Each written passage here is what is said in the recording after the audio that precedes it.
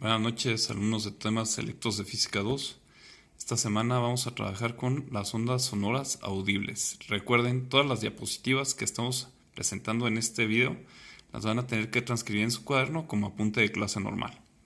¿Sí? Vamos a comenzar con definir qué es el sonido audible. Es aquel que corresponde a las ondas sonoras en un intervalo de frecuencias de 20 a 20.000 Hz. ¿Sale? Todos los sonidos que están por debajo, por encima de ese rango de frecuencias no son registrados por nuestros oídos. ¿Sí? Los sonidos que están por debajo de los 20 Hz se llaman infrasónicos. Los que están por encima de los 20.000 Hz se llaman ultrasónicos. Y aquí tenemos una pequeña línea, ¿no? Donde podemos ver que, por ejemplo, los elefantes y los topos pueden escuchar por debajo de los 20 Hz, ¿verdad? Ahí está el campo auditivo humano de los 20 a los 20.000. Por ejemplo, los gatos y los perros tienen un rango un poquito desfasado, ¿verdad? Casi es igual que el humano, pero ellos pueden aguantar hasta los 40.000 Hz. Y se fijan, los delfines y los murciélagos casi pueden llegar hasta los 160.000 Hz de frecuencia. Sí, tienen un oído mucho más desarrollado.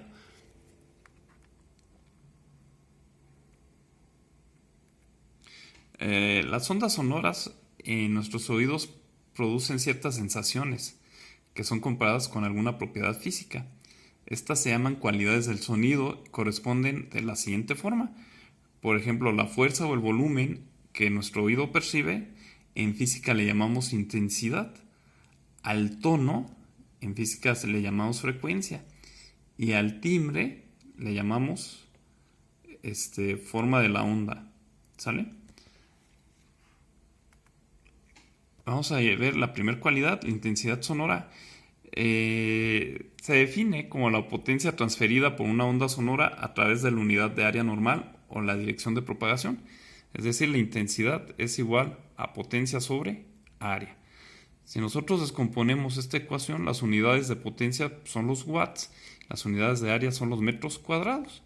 Entonces las unidades de la intensidad sonora son watts sobre metro cuadrado. ¿Sí? Recuerden, este efecto nosotros lo escuchamos en nuestro oído como el volumen. ¿Sí? El umbral auditivo representa el estándar de la intensidad mínima para que un sonido sea audible. El valor de la frecuencia a 1000 Hz es de 1 por 10 a la menos 12 watts sobre metros al cuadrado. Esta I0 es el umbral auditivo. ¿Sale? El umbral del dolor representa la intensidad máxima que el oído promedio puede registrar sin sentir dolor. Y su valor es de 1 watt sobre metro al cuadrado. Entonces aquí tenemos los dos extremos. El umbral auditivo, cuando apenas podemos escuchar un sonido. Y el umbral del dolor, cuando ya nos duelen los oídos. Cuando la intensidad 1 de un sonido es 10 veces mayor que la intensidad 2 de otro, se dice que la relación entre ellos es de un Bell, ¿verdad? ¿Cómo calculamos nosotros el nivel de intensidad en Bells? Bueno, pues los Bells son igual al logaritmo de la intensidad 1 sobre la intensidad 2. Pero en la práctica eso resulta ser demasiado grande, es una unidad muy grande, un Bell. Entonces de ahí nosotros tenemos que utilizar una unidad que es considerada la décima parte del Bell, la cual se llama decibel. Y es la que usamos prácticamente. ¿Sí? El nivel de intensidad en decibeles es 10 veces el logaritmo de I entre I0. ¿Sí? Donde recuerden, esto es un decibel. Y aquí nosotros tenemos una serie de imágenes, ¿verdad? Donde podemos ver la intensidad del sonido en decibels. Por ejemplo, las palabras susurradas, habladas o gritadas van de los 30 a los 80 decibeles. El sonido que se escucha en un aula de clase, todo el argüente que traen a veces ahí en su salón número 1 de física, es de 40 a 80 decibeles. En su caso ha de llegar a los 100 tal vez. La circulación de automóviles en las carreteras, en las calles, va de 50 a 90 decibeles. Los aparatos personales de música, reproductores de MP3, los celulares y todo eso, va de los 70 a los 100 decibeles. Por eso se están quedando sordos, porque usan sus audífonos a muy alto volumen. Las discotecas y los bares, los conciertos van de los 85 a los 115 decibeles. Y las sirenas o alarmas pueden ser contra incendios o cuando hay algún sismo, van de 90 a 120 decibeles.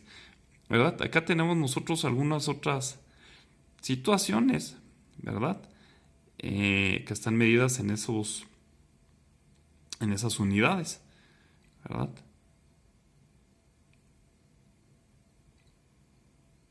Bueno, vamos a continuar.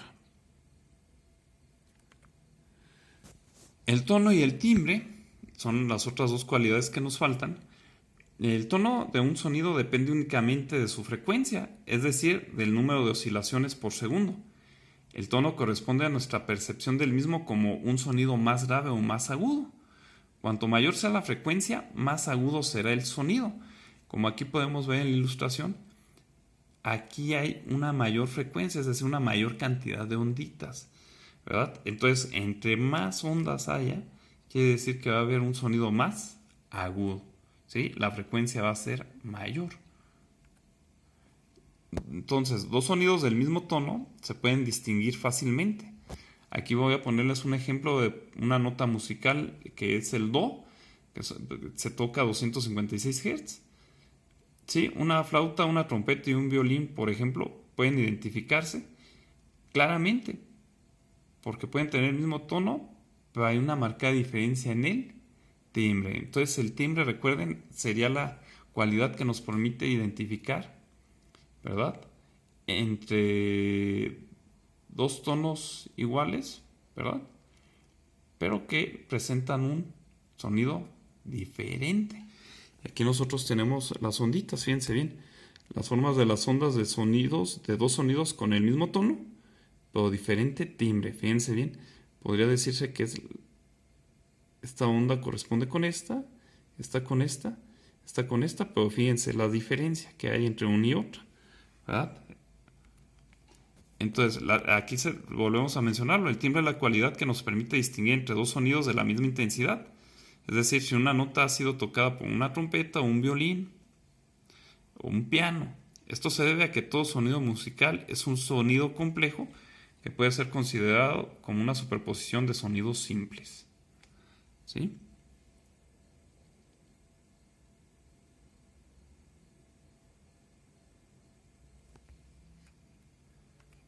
Bueno, de aquí vamos a obtener la octava evidencia de aprendizaje, que sería de ondas sonoras audibles y sus cualidades. ¿Qué van a hacer ustedes, jóvenes? Van a realizar un ensayo de al menos 3 cuartillas, aguas, 3 cuartillas con letra de tamaño normal, porque luego hacen una letrototota que quisieran que un rengloncito les cupiera ahí. Entonces son 3 cuartillas con letra normal, ¿sale? En el que ustedes van a describir la importancia del análisis de las características del sonido para nuestra vida diaria. Este ensayo deberán de realizarlo en su cuaderno, en la parte de tareas, analizando el por qué es importante el dominio de cada una de las cualidades del sonido y los beneficios obtenidos a partir de ello. Con su jefe de grupo les voy a mandar la fecha de entrega para que estén atentos, por favor. Bueno, de allí vamos a pasar a algo que denominamos como efecto Doppler. Ustedes a lo mejor están relacionados con esta palabrita, ¿no? Que se usa mucho, sobre todo cuando van a hacer, pues, alguna serie de análisis de estudios, ¿no? El ultrasonido, sobre todo, que el famosísimo ultrasonido Doppler y cosas de ese estilo. Vamos a analizar a qué se refieren. Si prestamos atención a los sonidos que llegan a nosotros, notaremos que existen diferencias entre las ondas sonoras recibidas desde una misma fuente cuando nos movemos con respecto a ella, o bien cuando ella se mueve con respecto a nosotros. Esto es debido a que la frecuencia depende de la velocidad relativa de ambos observadores. Bueno, en este caso un observador y una fuente, ¿verdad? Este fenómeno fue observado por primera vez por el físico austriaco Christian Andreas Doppler en el año de 1842, al notar cómo el tono o la frecuencia del silbido de una locomotora se hacía más agudo al acercarse y más grave cuando se alejaba. Recuerden, sonidos agudos, la frecuencia aumenta. Entonces, ¿cómo definimos el efecto Doppler? Queda definido de la siguiente forma. El efecto Doppler se refiere al cambio aparente en la frecuencia de una fuente de sonido cuando hay un movimiento relativo de la fuente y del oyente, ¿verdad? Al acercarse a la fuente, el oyente percibe un sonido más agudo, cuando se aleja, más grave.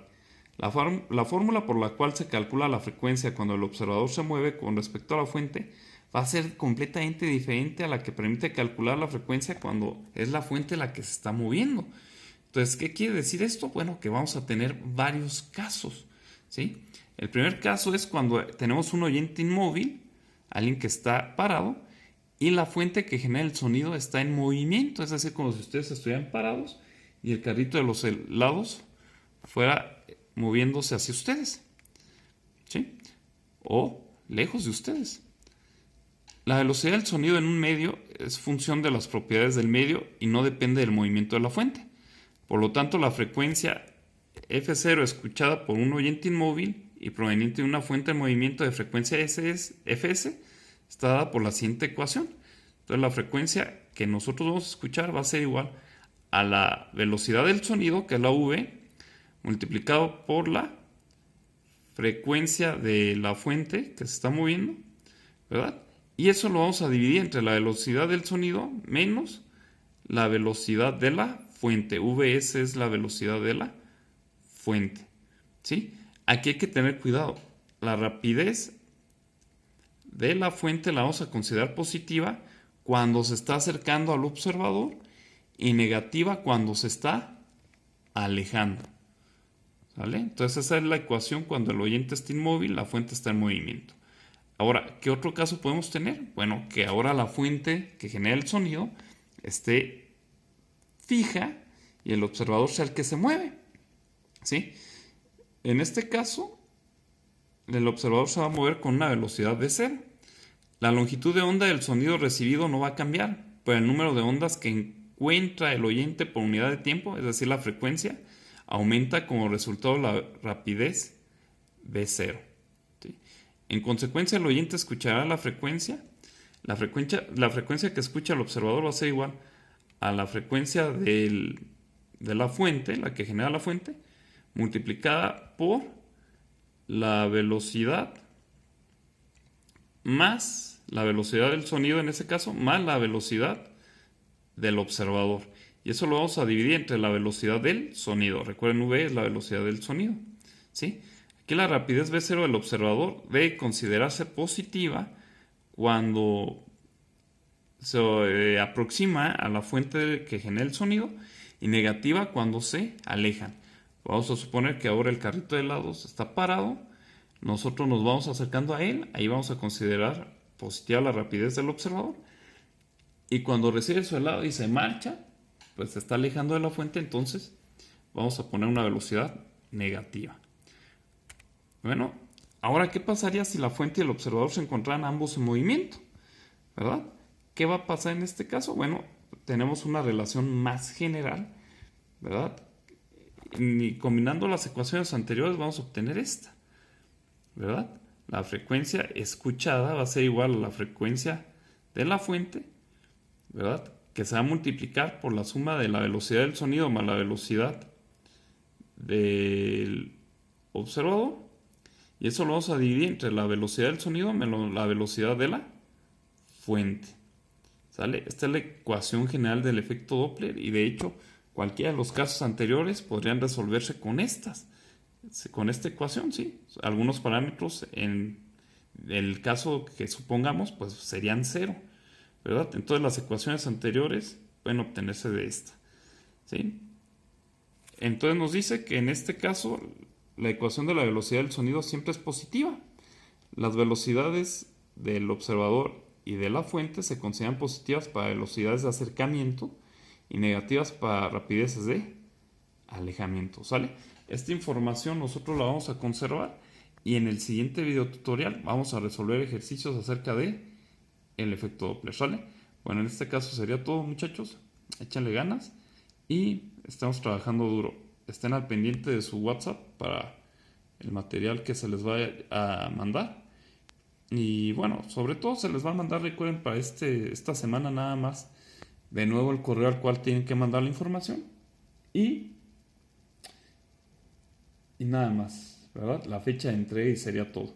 La actividad pues ya viene aquí en el video tutorial, ¿sale? Bueno, cuídense mucho y estamos en contacto. Saludos.